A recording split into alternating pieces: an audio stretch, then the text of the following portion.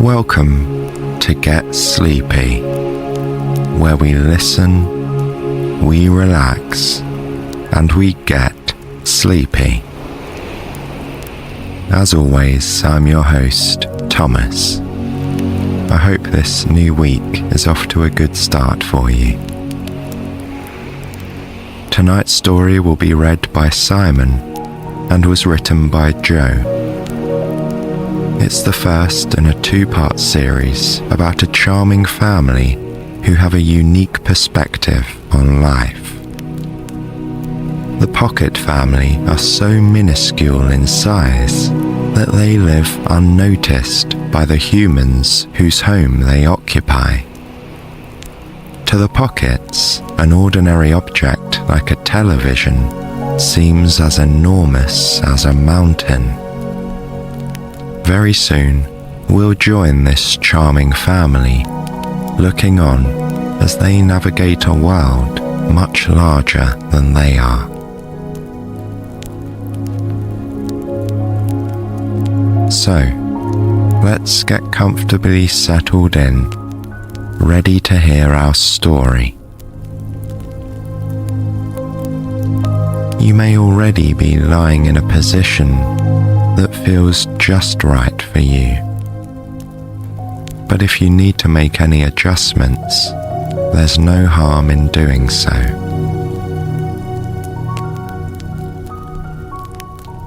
When you're ready, bring your attention to the flow of your breath, in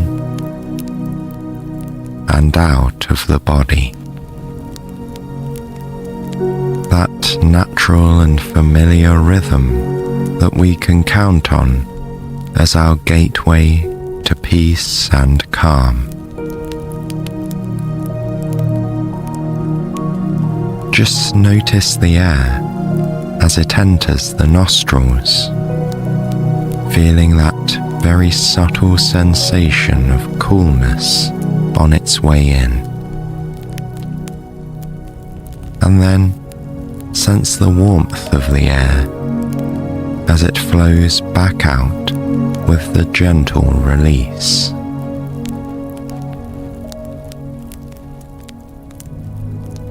Try to breathe in deeply and just hold that nourishing breath at your heart's center for a couple of seconds.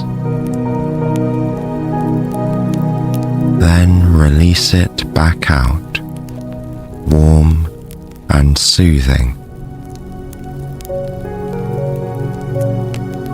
As you inhale and briefly hold the breath at your heart once more, just imagine that air warming within you and bringing comfort to your heart. As you release it, any burdens or troubles can flow out and melt away.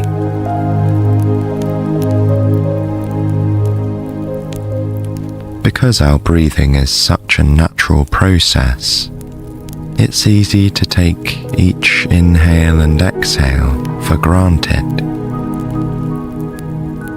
But it's the natural, inherent process of the breath, which also makes it the simplest medicine for our bodies and the easiest gateway to peace and calm.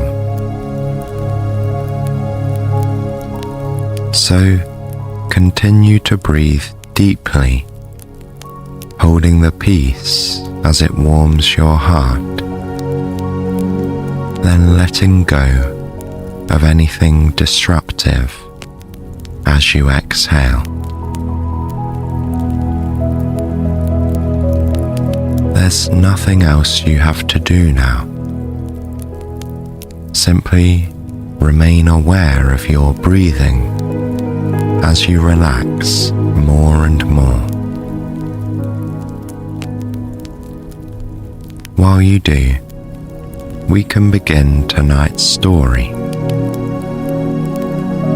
I'll make way for Simon, as now it's time to meet the Pockets.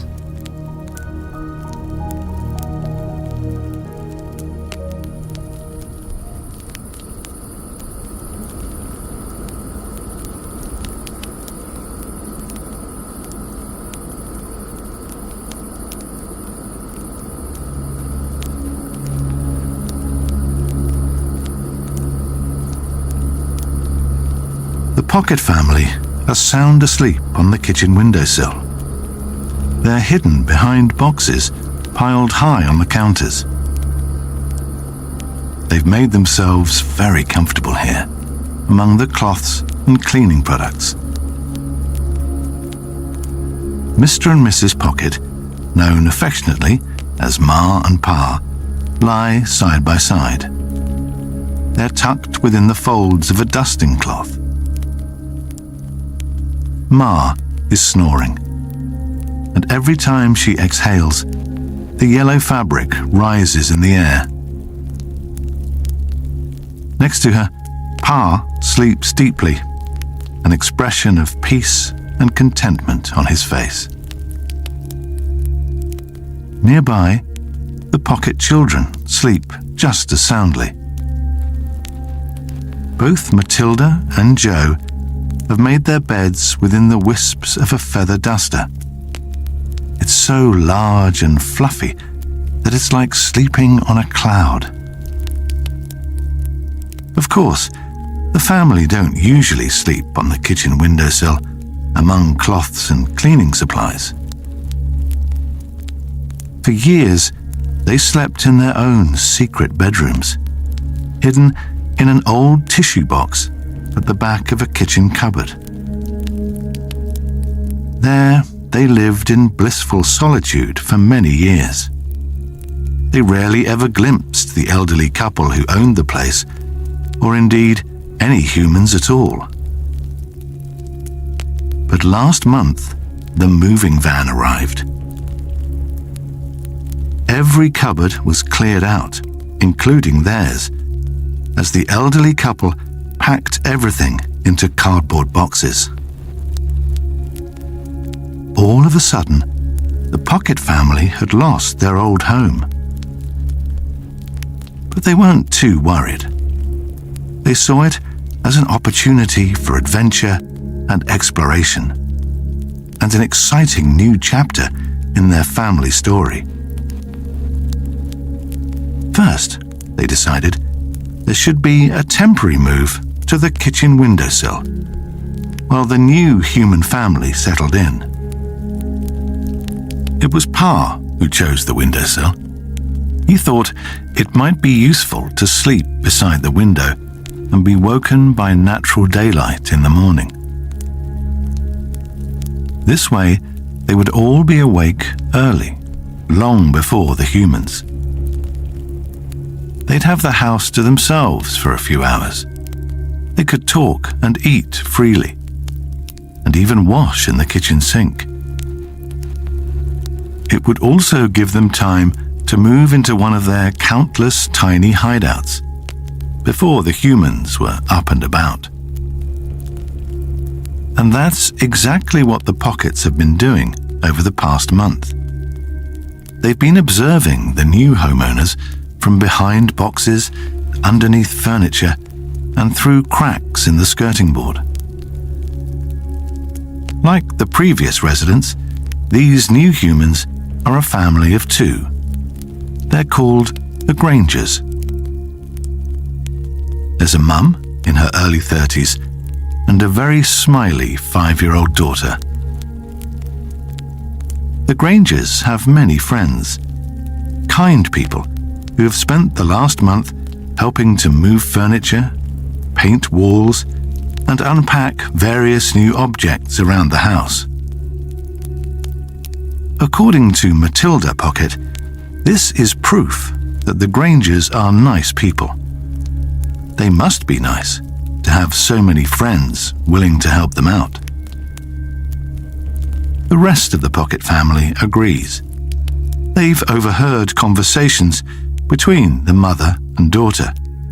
The Grangers seem to be some of the most kind and gentle humans that the Pockets have ever encountered.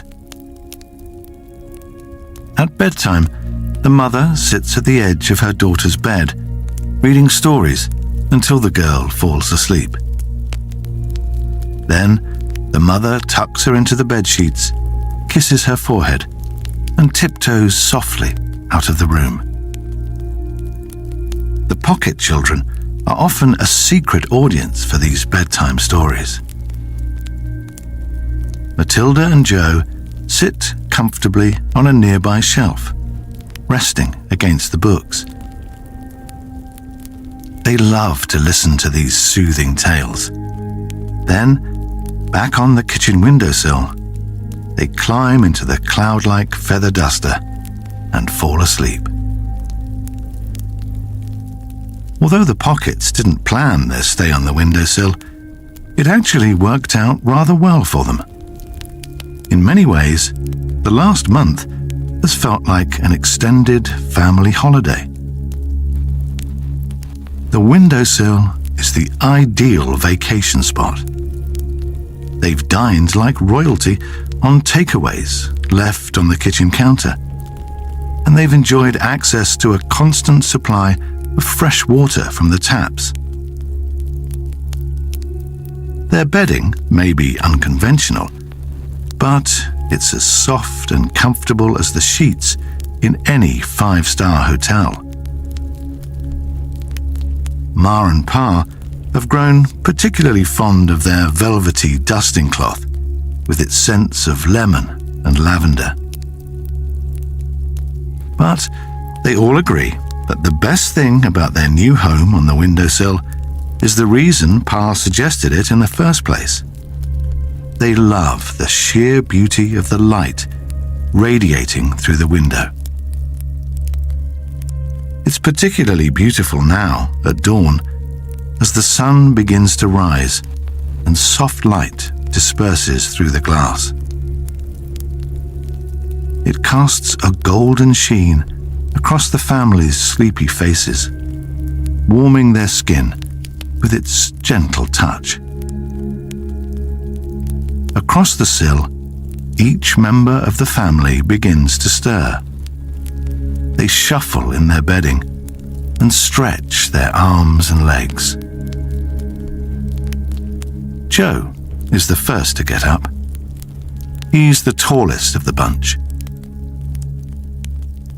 Joe yawns happily, stretching his arms above his head. Then he reaches down towards his toes, feeling the stretch through his back and legs.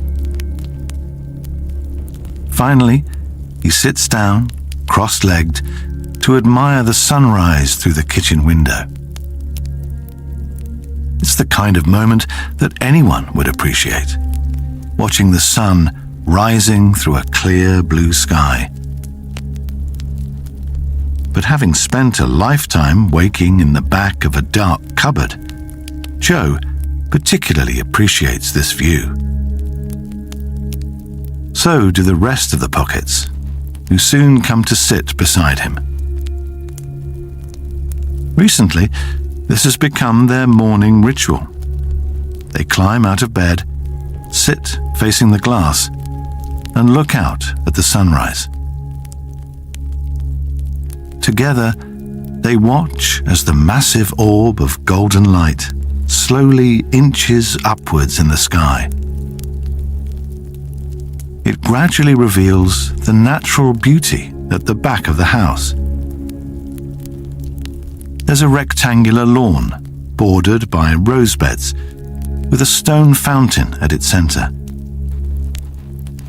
Beyond the grass stands a typical wooden shed, painted the same chestnut red as the fence that encloses the space. To human eyes, it seems like an attractive yet ordinary garden. But the tiny people on the windowsill see it differently. Through their eyes, everything is elevated in size and grandeur. The garden becomes a kingdom, protected by the soaring fences that stretch up towards the sky. The shed is like a massive royal palace, a vision of chestnut red magnificence, shimmering in the sunlight. And in front of the palace, there are the royal gardens. It's a vast landscape of emerald countryside, flanked on either side by rose bushes as tall as trees. They look like an enchanted forest, its canopy sprinkled with ruby-like blooms. It's a spectacular sight. And what stands out above all else is the garden's most recent addition, the ivory fountain at its center. At the top, water spills from the tip of a beautiful stone pineapple, cascading downwards into a large round basin. This basin allows the water to spill over its sides, flowing into an even larger pool below.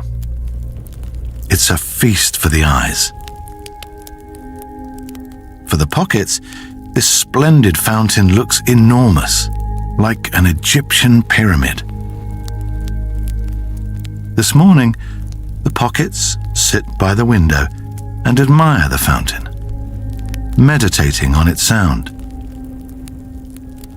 To human ears, it's a calm, trickling sound. But to the pockets, it's a series of magnificent, gushing waterfalls. The fountain is like their very own Niagara Falls, right outside the window. As the sun rises, patterns of light bounce on the water, resembling sparkling diamonds.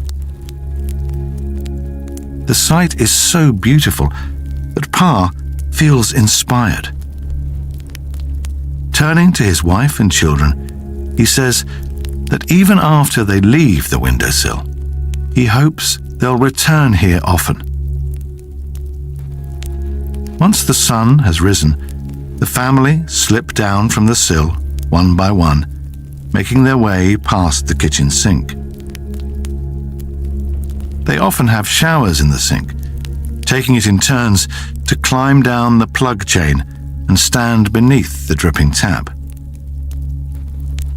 There's nothing quite like that cool water to rouse the senses in the morning. But today, they're just passing by.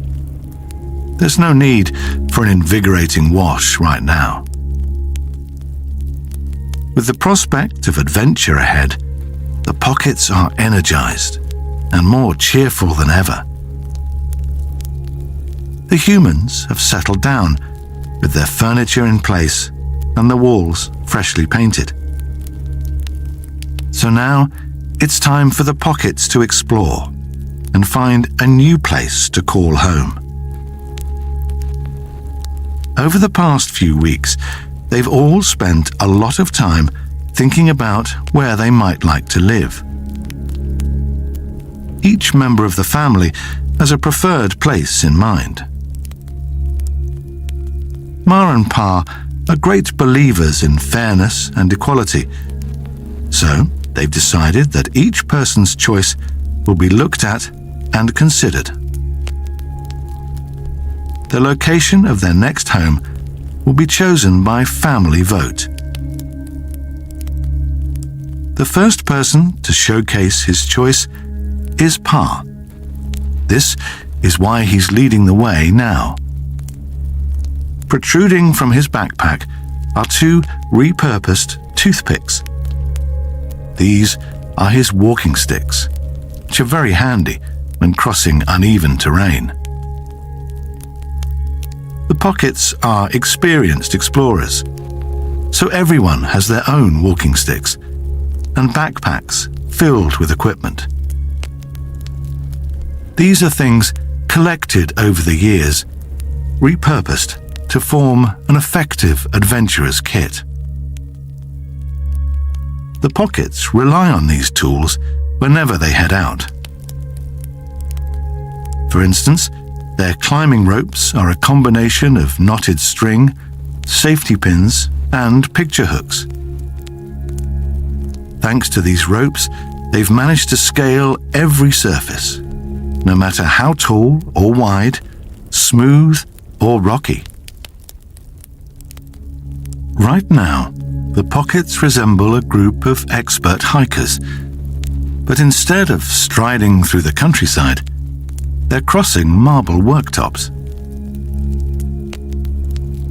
As they journey through the kitchen, they weave in and out of spice racks and sugar bowls.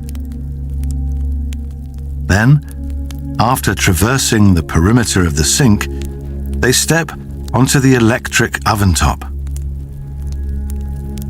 It's as smooth as an ice rink, so they hold hands, forming a chain to stay upright. Their movements become smooth and effortless, and they glide across the glassy surface like a professional ice skating team. This feels wonderful, more like flying than walking. Everyone is delighted when Pa turns around at the cooker's edge and leads them back out onto the glass. They twist and twirl, moving so gracefully that you'd think they were one person, not four. All of the Pockets beam from ear to ear, even as they leave the cooker and make their way towards Pa's chosen place. They've almost arrived. Now, they pull out the climbing ropes and ascend the microwave, with Pa leading the way. Then, once they're all standing on top of the microwave, Pa throws his rope upwards. It goes up through a rectangular gap in the base of the cupboard above them. Pulling on the rope, Pa checks that the picture hook at the other end is fixed firmly into place.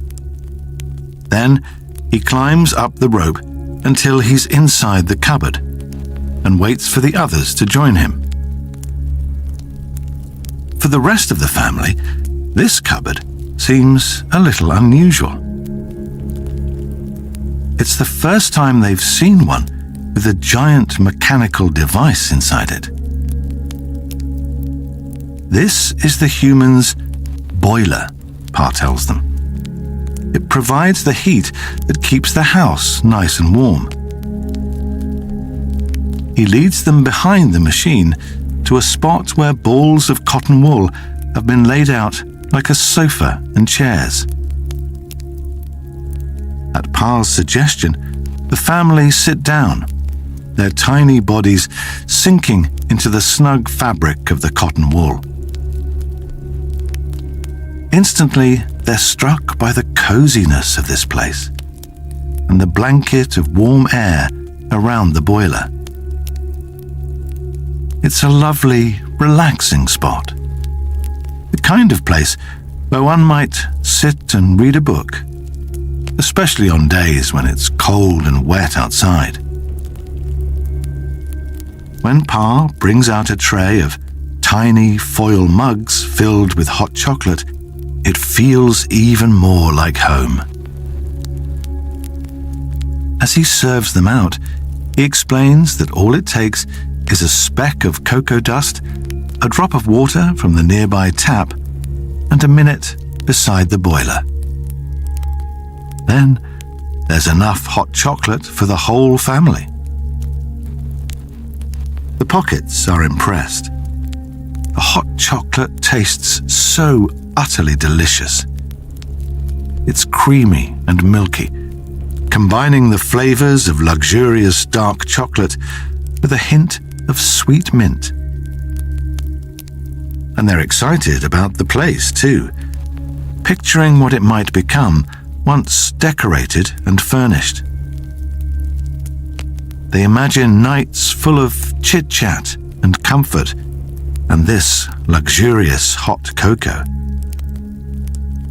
And in the morning, they can climb down into the kitchen, making a beeline for the windowsill and its spectacular view. How wonderful it would be, sitting together every morning to admire the beauty of the waking world. The whole family are enthralled by this warm and cozy space. But once the cups are empty, they're ready to journey on. Ma leads the group now. She throws the climbing rope downwards, catching the hook on the leg of a kitchen chair. Using a toothpick, she secures herself to the rope. Then, with her arms raised and a look of childlike mischief on her face, she zip wires down the rope. She lands effortlessly on the kitchen floor. The rest of the family soon follow. They all smile as they glide down, exhilarated by the ride. Then they walk on across the smooth floor and below the towering height of the kitchen table. Soon, they arrive at a huge wooden sideboard. This is a new piece of furniture, bought by the Grangers. It's a beautiful light pine that perfectly matches the table and chairs beside it. The sideboard adds a much-needed touch of brightness to the room. Below, there are 3 cupboards, their doors panelled with frosted glass. Ma explains that the middle cupboard is their destination. Then she plants her toothpick down into the floor and vaults forward through the air, disappearing through a gap in the cupboard door. The other pockets follow her lead until the entire family are standing inside. Led by Ma, they weave their way around mountains of fine bone china. There are plates, bowls, teacups, and saucers. Some are so smooth and delicate that they're surely reserved for special occasions only. And some of the plates are decorated with hand-painted artwork of such beauty that Ma thinks they belong in a museum or gallery. Other items are plain in design, like the mounds of teacups. Their curved surfaces are so well polished that they're like mirrors. Matilda is particularly amused by her reflection. She's also surprised by how much she looks like a real explorer. Seeing herself like this, she feels quite proud, both of herself and her family. Matilda also feels a little braver than she felt before. Although she's the youngest and smallest in the family, she feels she can stand and walk a bit taller now, with the confidence of an intrepid adventurer.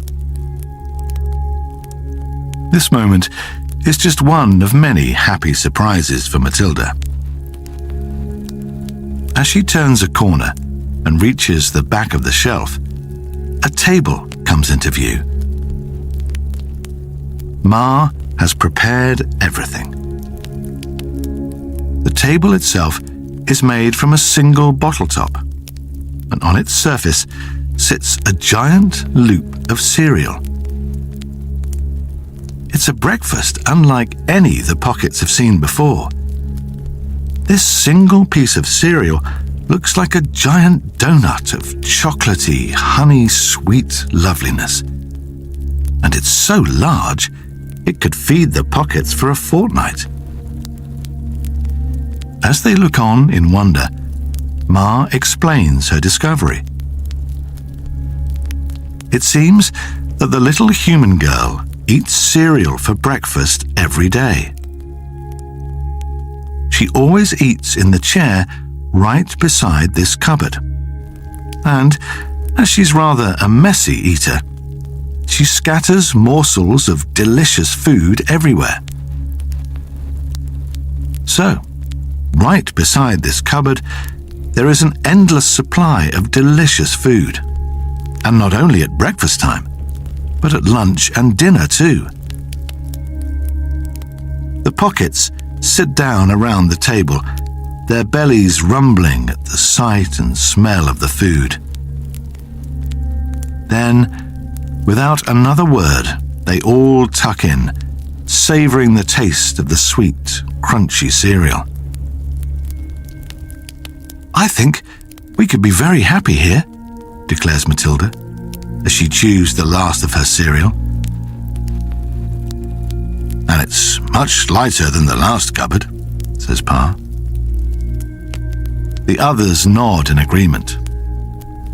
The family relax, feeling utterly satisfied after their sweet, hearty breakfast. Once more, they begin to daydream, picturing what it might be like to live here. Though it's not as warm as Pa's spot in the boiler cupboard, it feels just as comfortable and homely in here. And the thought of eating food like this each and every day is very tempting indeed. Joe could almost move in right now. But later, when the Pockets have left the cupboard, Joe remembers that it's his turn to act as group leader. He springs into action, leading the group back across the kitchen floor. Daylight fills the kitchen now. It's mellow and golden like the light at sunrise, but visibly brighter. In some places, the floor is speckled with patterns of sunshine, reflected through the window. The family walk through one such pattern, finding themselves suddenly awash in gorgeous, powerful sunlight. Beneath their feet, the beige floor becomes sand-like in appearance. And in the background, they can hear the ever-flowing water of the fountain outside, which sounds like the waves of a vast ocean. It's as if the family have been transported thousands of miles away to some exotic beach destination. Indeed, by the time they exit this tropical little spot, the tiny family are positively glowing. As they prepare to traverse the fluffy hallway carpet, their moods are carefree and relaxed. Perhaps this is why their walk over the creamy carpet feels so effortless. But, even so, it's a rather lengthy journey, and not the easiest of terrains to cross. It's times like these that the family are especially grateful to be together. They all hold hands as they walk among the thick, velvety carpet fibers, supporting each other just as they did before. This particular carpet has only recently been laid, and it's the family's first crossing. Ma is simply awestruck at its softness and bounciness. And everyone appreciates that new carpet smell. It stays with them all throughout their journey, lingering on their clothes as they step through another open doorway and into the living room. Of all the rooms in the house, this one is perhaps the most altered by the new homeowners. Gone is the burgundy carpet that Ma never liked, and in its place is a floor of polished mahogany. The old wallpaper has been replaced with sun-soaked terracotta paint. Framed artwork decorates the walls, displaying scenes from nature. Next to them are simpler pieces, most likely drawn by the Granger child. In the middle of the room sits a massive leather sofa. It's a comfy spot for viewing the TV that's directly opposite. Raised high on the wall, this is without a doubt the biggest screen that the family have ever encountered. Matilda gasps at the sight of it, while her parents chuckle quietly. It's hardly surprising that their son would choose such a place. Living beside a giant cinema screen would be a dream come true for Joe. But as the family follow Joe across the glossy floorboards, then up onto the coffee table, they soon realize that their assumptions are wrong. Joe isn't leading them to the sofa, to a crevice in the cushions which offers a view of the screen. Instead, he takes them across the coffee table to a sight far more impressive than the television. There, in the center of the table, sits a large rectangular fish tank, teeming with life. Joe beams. He looks like a proud treasure hunter showing off his findings. Then he strolls across the table towards the tank and invites his family to sit down within the indentation of a decorative panel on the table. It's a great spot for the pockets. This little space is deep enough for them to remain hidden and slanted at the perfect angle to take in the tank. As the family sits side by side, they examine the marine and plant life in the vast aquarium. There are chunks of driftwood twisting beautifully in different directions, with fish of every color fluttering through the branches. Even the tiniest fish seem enormous, and each one has its own unique mixture of colors and patterns. One fish in particular is a striking shade of red and has large, petal-like fins. Joe explains that he has named this fish Rose. In part, this is because of her color, which is the same ruby red as the roses in the garden. And the way she moves also reminds him of rose petals. Her movements are so smooth and flowing, she's like a petal floating through the water. For the third time today, the family are impressed. They all think it might be quite marvelous to move to such a place. Pa, in particular, has often dreamt of living beside the water. If they moved here, the family would have their own private ocean, a source of constant beauty and entertainment. And besides, it wouldn't be so difficult to set up their furniture beneath the nearby sofa leg, or perhaps in one of the table drawers below. But Pa is soon pulled from his daydreams. Matilda stands up, ready to show off her own pick of locations before the family cast their votes. Striding forward with confidence, she abseils down the coffee table, landing softly on the smooth mahogany floor. Then she turns, though not towards the hallway as the others expect. Instead, she guides the family further into the living room. They go past the coffee table and around the back of the sofa. Only Matilda has visited this spot, which is why she can't resist looking back at her family to flash a knowing smile. As she knows what is just around the corner, she finds it difficult to contain her delight. And very soon, the rest of her family are equally delighted. Right there, against the living room wall, is the little girl's dollhouse. It's so tall that its roof nearly reaches the arm of the sofa.